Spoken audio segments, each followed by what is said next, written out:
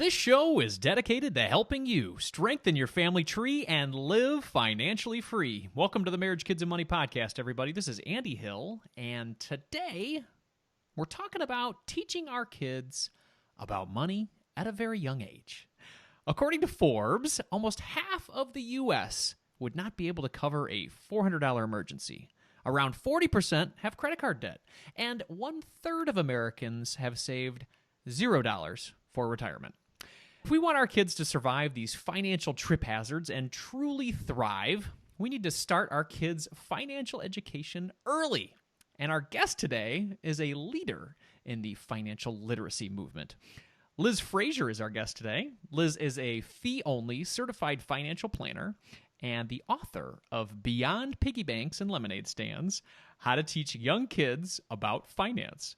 She is a regular contributor for Forbes.com and has been featured in national media such as People, Wall Street Journal, PBS, CNBC, ABC7, and Fox Radio.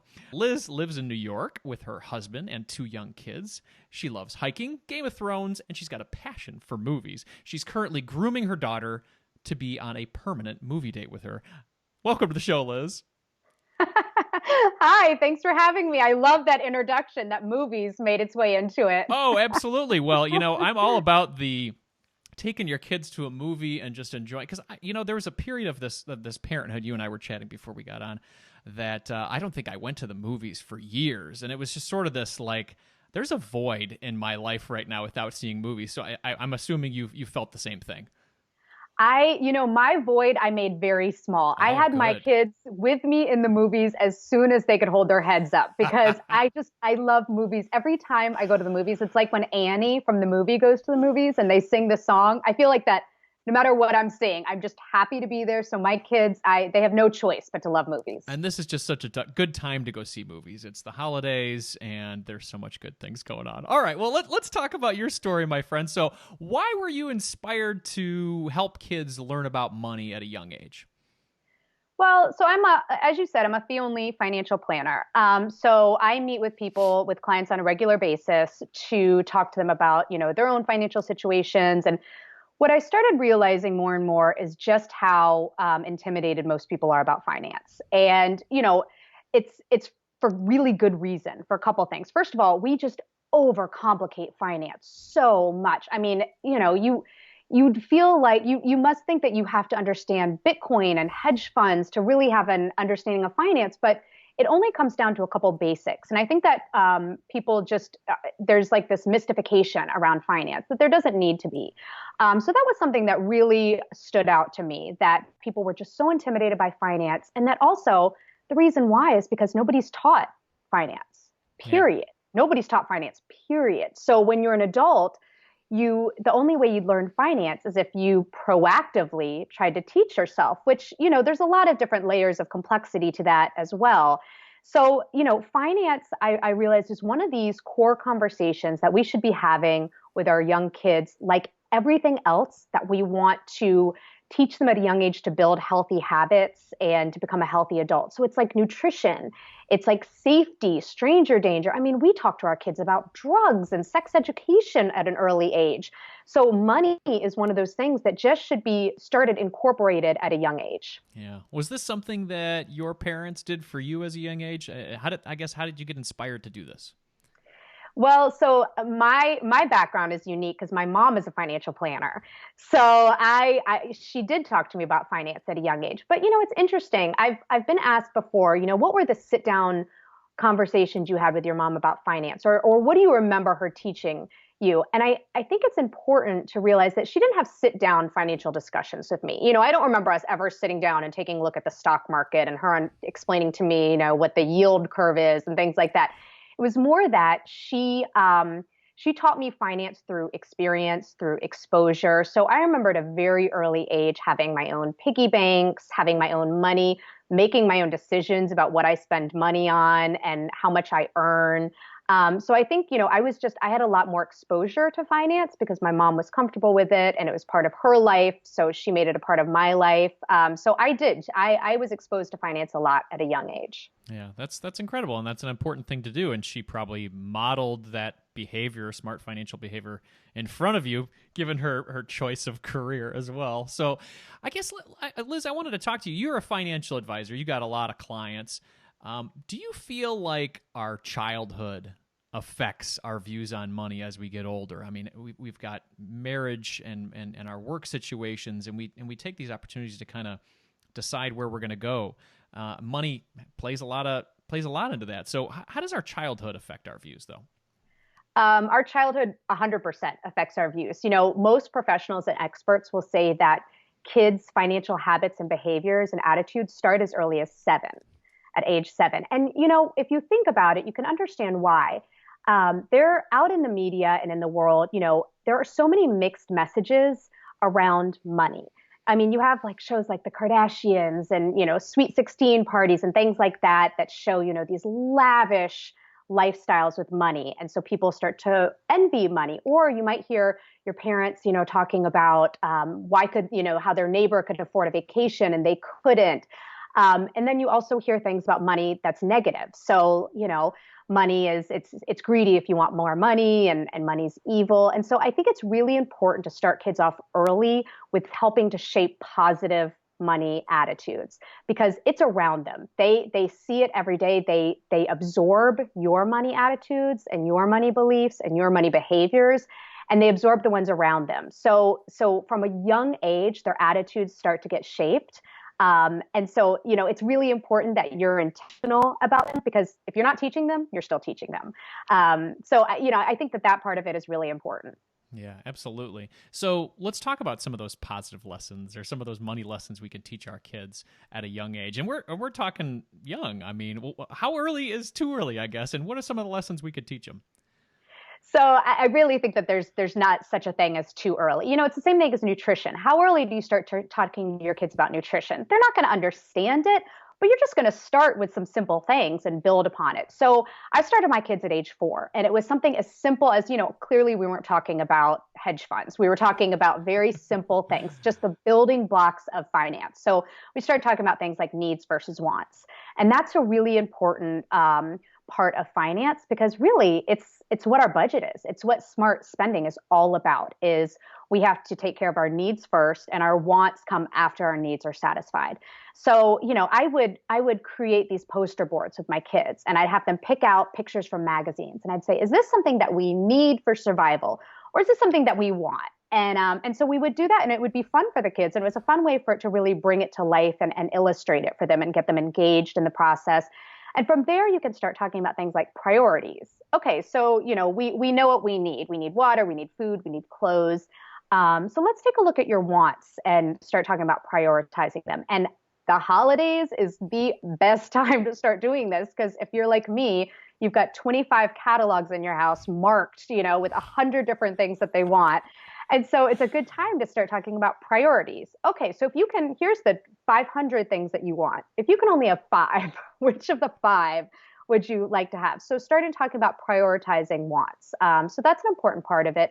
And then I also think that talking about decision making is really important with your kids because that's the core of smart spending. So, with my kids, if they have their own spend money, and when we go out, if they want to buy something, I say, okay. And I walk them through the decision-making process. So it's like starting just by identifying, you're making a decision here, just want to make sure that you're making a decision and you can spend your money on this, or here's some alternatives. And then, walk through like what are the pros and cons of each one, but ultimately let them make the decision. Even if you're like screaming inside because this toy is going to break or they're going to hate it in 5 minutes, but just letting them make the decision, let them feel the pain, and then maybe they won't make the mistake later. But I think that practice and decision making is an important part too. Yeah, that's a very smart thing. And I was laughing as you were describing the catalog. We got one of those Target catalogs, and they had a lot of fun looking through it. It ended up being a kind of a fun activity for them. But by the end of it, they had pretty much circled everything in the book. And then afterward, I'm like, well, I know you guys like everything, so just put a star next to the ones that you really like. And then, like a couple hours later, there were literally stars on everyone too. So I don't think they quite got it quite yet, but we're working on some smart decision making processes. So I had a question for you, Liz. Let's dive into chores and allowances. What are your views on doing a chore and allowance program with your kids? So it's funny that allowance has become this kind of hot button among parents, and it's for good reason. Parents, as parents, what we do best is we worry that we're going to mess up our kids. So every parent is worried they're going to give allowance in the wrong way, and I'm a really big fan of allowance because, kind of like what I was talking about earlier, the best tool that kids can have to learn about money is money. So in order for them to be able to start practicing, they have to have their own money, and it has to be something that they kind of feel like they've earned. So they have some skin in the game. So I'm a big fan of allowance. And, there's a couple of different ways to do allowance. The one that I really like is doing kind of this hybrid method between like the traditional and the more modern approach. So, have your kids do their chores and they just do their chores. They're not getting paid for it. They have to clean up their rooms, and no, you're not going to get paid money for that. So they do chores just because they're part of the family and that's what they're expected to do. Separately from that, you give them an allowance every week. So, for example, $1 for each year. So my daughter is 6, she gets $6 a week. And then from there, so that way they don't feel like they can say, no, I'm not going to do my chores. I don't need money. It's not a choice for them. They have to do chores. But then separately, have them identify some extra chores that they can do to make additional money so that they still relate working to money. So that could be something like, oh, well, you want to go on this trip, or you want to save up for this doll or for presents for people for the holidays. You could rake the yard, or you could wash the windows for an extra $5, and identify things that aren't part of their daily chores. So, but I do think that allowance is a really great way to give kids the means to start practicing early. Yeah, that's great. So once they start, I guess, accumulating this money from their allowance or doing the extra chores, how would you, I guess, suggest to parents to diversify that money, or move it around? How do they use it? Obviously, we talked about smart spending, but what other ways can kids utilize their money? Well, so I really like, and a lot of people have heard of this, but I really like the save, spend, share piggy banks. And I like 3 clear jars so kids can see their money actually grow in these jars, especially when they're young, because, kids like to interact and have kind of tangible money to use. So I have, every time that my kids either make money through extra chores, their allowance, or gift money, I have them put it in the 3 jars. And people always ask me, well, what's the right percentage? I've heard 80%, 10%, 10%. And it really doesn't matter. It's whatever you're comfortable with. If your child has something that they want to save up for, you could put more in that. If they have a charity they're really interested in, they could put more in that. But I let my kids choose. And, kids are pretty generous by nature. And if they're given the opportunity to choose and make their own decisions, they make pretty good ones. So my daughter, she'll get $6. And every week I say, how much do you want to put in your save and your spend and your share? And she usually kind of divvies it up evenly. But so I like that because you're building these early habits with your kids about every time you make money, you need to pay yourself first. And you also have to do some good with it and give it away. I like that. That's very cool. Can we talk about saving? Because I have a difficult time sometimes with my kids with making saving fun. Have you found any ways to kind of make the process seem a little bit more appealing? Because, buying a really cool shiny toy, that's a lot of fun. But saving and maybe giving, it doesn't have as much allure around it. There's less commercials about those, I guess. So how do we make it fun for our kids? Yeah, asking your kids to start saving for college or for retirement at this age, like that's not going to get them excited. So it's a really good question because you do want to make saving a positive thing for them. So they want to do it as they get older. And these are your kids' first experiences with money. So start small and start identify something that they want to save for. So let's say it's a Lego set. It's a $40 Lego set. Make it a big deal. So, those old school like sales thermometers that you used to do where you cross off how much you saved. So do something like that with your kids and help them create it for you. So you've got $40 and that's the goal. And, put stickers on it and make it a big poster board and put it right next to your savings jar. So every week, count up how much you have. And it's also a good way to help learning counting money and math and things like that. And have your child, mark off each point, when they've saved, but also create some milestones for them along the way. So maybe at $7, they get an ice cream sundae. Make it a big family thing. They reach $7, ice cream sundae, and that's a benefit for the whole family. And then, maybe at $15, you match that and give them an extra $15. So you're keeping them engaged and excited at every point for savings. And you want to make it something attainable so they reach their goal. And when they reach it, they get a sense of accomplishment. The whole family's been behind it. They've been working up to it. So it becomes like a really fun and positive experience for them. Yeah, and then giving them that feedback like, hey, way to go. You did something incredible. That's cool. Because I found that the monetary reward or the present or the gift that they can buy is pretty exciting, but then when you can just show them how excited you are for them and give them a big hug and let them know they've done something well, you're putting those positive messages towards money as well. So I like that a lot. So can we talk a little bit about giving too? Because this is a journey that I've been on. I have not always been the most generous giver, but then I was starting this jar type system with my kids saying, all right, you should be giving your money. And that's something that you should do as a good person. And I quickly realized my hypocritical ways because I wasn't giving. I was saying, hey, let's put 10% in there, or just $1 of this $10 or something like that. And I wasn't doing that personally. So I guess how can we lead our kids to become more generous, both personally as well as just again trying to make it fun? It's a great question, and I think that don't be too hard on yourself, because I think that most parents, even if we're not giving to charity as much as we want, you are teaching your kids charity and kindness and generosity through other ways. So, it all starts just from very, very simple acts of kindness. Kids are so good at their core and they're so kind and so generous. So just a little bit of encouragement, you're teaching compassion and you're teaching empathy, which are the basics. And I think that when you're teaching your kids about giving back, it doesn't have to start financially. It really should start with just some basic, again, acts of kindness. And this can be helping a neighbor shovel snow, or this could be, baking cookies for your mailman, whatever it is. It can even be at home. If dad's sick, oh, let's bring him breakfast in bed. So it can start there. And that really is teaching your child about charity, because charity is just helping somebody in need. And then when it comes to the financial donations, get your kid engaged by letting them choose where their money can go.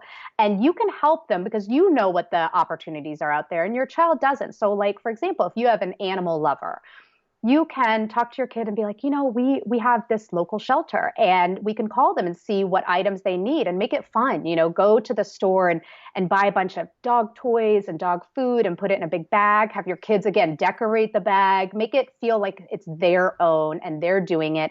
And again, you're not just helping the animal shelter or the charity that you're donating to, but you're really helping your kids because they feel such a sense of accomplishment and worth and confidence from doing that.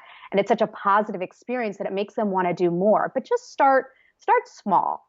Just start with small baby steps to get there, because you're just trying to get them excited about it. You're just trying to build habits. Yeah, that's a great message. I love that. And I love the fact of getting them engaged in charities that you have passion towards, because they might carry the same passion, or even knowing what their interests are. My daughter's really into animals, so we've been getting into the World Wildlife Fund as for her donation. So that's great advice.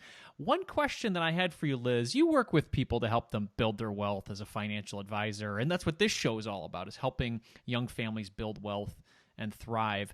We might get to that point where we've built that wealth and we start to become concerned that what can we do to continue that on for the next generation? My kids receiving all these big toys and all this money, and I'm worried that they, I guess, might not have the appreciation for all that they're going to have, and then this wealth we've been building in our family is just going to fade away.